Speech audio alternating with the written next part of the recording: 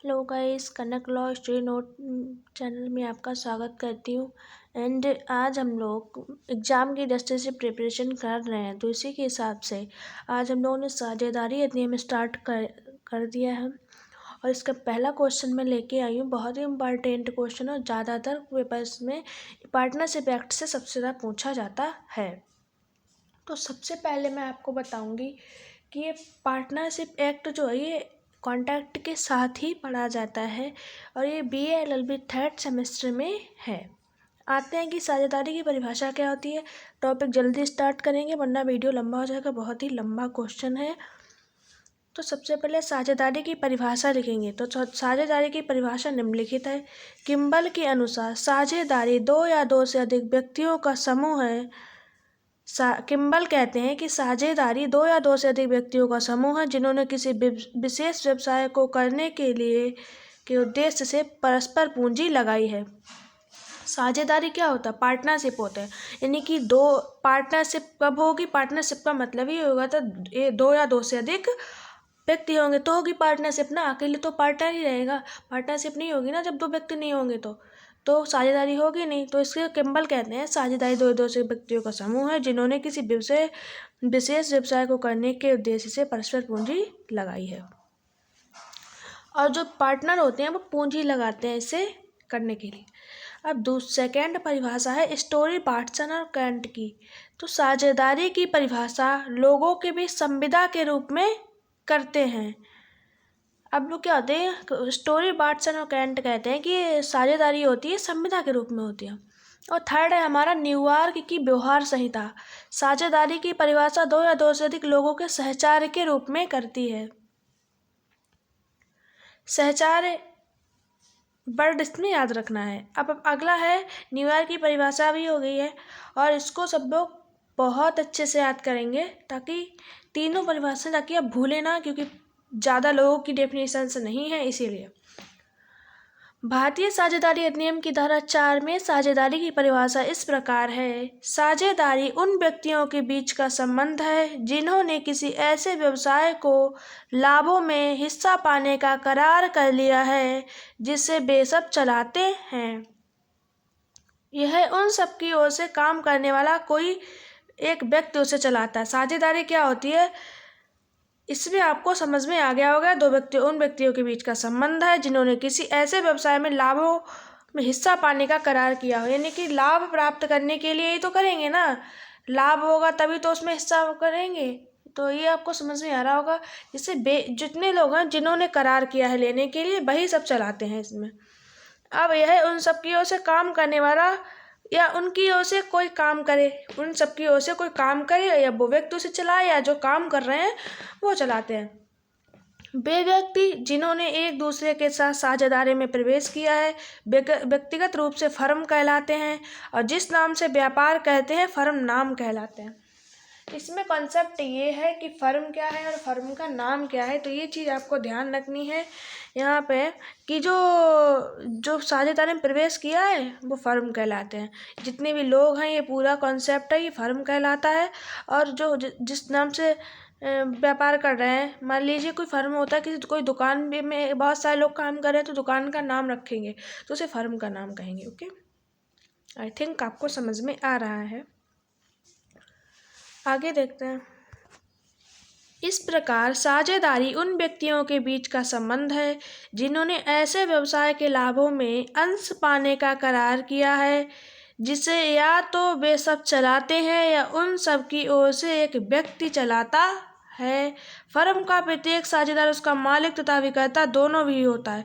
Firm के एक साझेदार क्या होता है, उसका मालिक भी होता है और उसका अभिकर्ता भी होता है और इनमें से प्रत्येक सबकी ओर से कार्य करता है। और जो प्रत्येक है सबकी ओर से कार्य करता है और बहुत इंपॉर्टेंट है साझेदारी के एसेंशियल्स ऑफ पार्टनरशिप। ओके, भारतीय साझेदारी अधिनियम की धारा 4 में उल्लिखित परिभाषा में आवश्यकता तो निम्न प्रकार हैं, जिसमें पहला है साझेदारी से संबंधित व्यक्तियों को व्यवसाय का संचालन कर रहा होना चाहिए। साझेदारी से संबंधित व्यक्ति हैं इनको व्यवसाय का संचालन किया जाना चाहिए इनके द्वारा। उस व्यवसाय को चलाने वाले व्यक्तियों के बीच करार होना चाहिए कि जो हम कर रहे हैं तो करार अवश्य ही होना चाहिए। नंबर 3, वह करार उन व्यवसाय के लाभों में हिस्सा बांटने के लिए किया गया होना चाहिए। ओके, यानी कि एक तो है कि व्यक्तियों का व्यवसाय करें, दूसरा है कि उनमें करार हो, तीसरा उसमें हिस्सा भी बांटा जाना चाहिए। अगर हिस्सा नहीं बांटा जाएगा तो फायदा क्या होगा, प्रत्येक व्यक्ति को उनमें से फायदा नहीं होगा।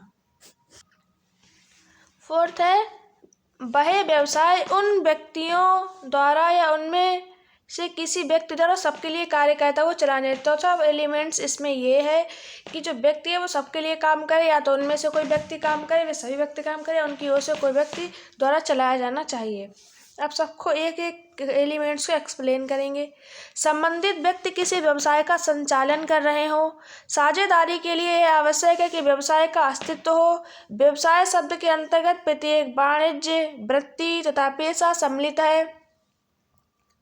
व्यापार के अंतर्गत ऐसे कार्यकलाप आते हैं जिनके साधन होने पर लाभ की संभावना होती है। यहाँ यदि दो व्यक्ति मिलकर 1000 मन गेहूँ इस आशा से खरीदते हैं कि वे इस चावल को आपस में बांट लेंगे, तो यह साझेदारी नहीं है, क्योंकि इसमें कोई लाभ पाने की बात नहीं की गई है। ओके, अपितु वे सह स्वामी है क्योंकि वे कोई व्यापार नहीं करते हैं। आई थिंक आपको साझेदारी और सह स्वामी वाले व्यापार में अंतर आ गया होगा। साझेदारी के लिए प्रथम आवश्यक तत्व तो यह है कि उसके लिए व्यवसाय चाहे वह स्थायी हो या अस्थायी, उनका अस्तित्व होना आवश्यक है।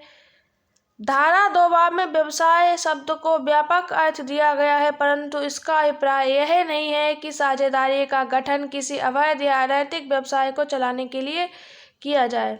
निम्नलिखित दशाओं में किसी भी व्यवसाय का उद्देश्य अवैध होगा।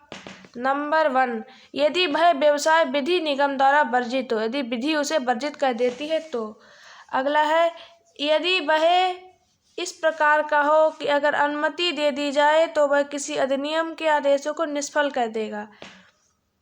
नंबर 3, यदि व्यवसाय ऐसा है कि जिससे दूसरे के शरीर या संपत्ति को हानि पहुंचती है। अगर किसी से व्यापार से किसी को हानि पहुंचती है तो भी वह सही नहीं है। अगला चौथा है, यदि न्यायालय उस व्यवसाय को अनैतिक अथवा लोक नीति के विरुद्ध समझता तो व्यवसाय नहीं होगा। मान लीजिए कोई फैक्ट्री है, उसमें 4 लोगों ने पार्टनरशिप कर ली है और उसमें से क्या होता है, बहुत सारा धुआं निकलता है जिससे लोगों को बहुत ज़्यादा क्षति पहुंचती, तो व्यवसाय नहीं माना जाएगा, उसे हटाना पड़ सकता है। ओके, उस व्यवसाय को चलाने के लिए व्यक्तियों के बीच करार होना चाहिए। अब नंबर 2 है कि तो उस व्यवसाय को चलाने के लिए व्यक्तियों के बीच करार होना चाहिए, यानी कि साझेदारी के व्यवसाय को चलाने के लिए व्यक्तियों के बीच करार होना चाहिए। करार के अभाव में साझेदारी का कोई अस्तित्व नहीं रहता है। साझेदारी अधिनियम की धारा 5 में उल्लेख किया गया है कि साझेदारी का निर्माण संविदा द्वारा होता है, न कि स्थिति द्वारा। साझेदारी का ये एक आवश्यक गुण है जो कि साझेदारी तथा संयुक्त हिंदू परिवार एवं सह स्वामी के मध्य प्रभेद विस्थापित करता है। दूसरा आवश्यक तत्व व्यवसाय चलाने के लिए व्यक्तियों के बीच चलाना चाहिए। और संयुक्त हिंदू परिवार में क्या होता है, ऐसा नहीं होता, 2 व्यक्ति ही बिना करार के चला सकते हैं।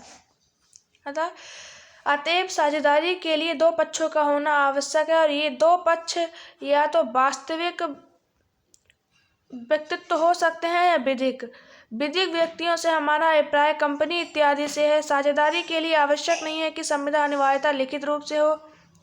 संभवतः पक्षकारों के आचरण से भी साझेदारी उत्पन्न हो सकती है। इस संबंध में अब्दुल बादशाह बनाम सेंचुरी वुड इंडस्ट्रीज। इस बाद में पिता की मृत्यु के बाद 2 लड़के उसकी संपत्ति के उत्तराधिकारी हुए और दोनों ने संपत्ति बेचकर उसे प्राप्त 5000 रुपये को कास्ट व्यापार में लगा दिया।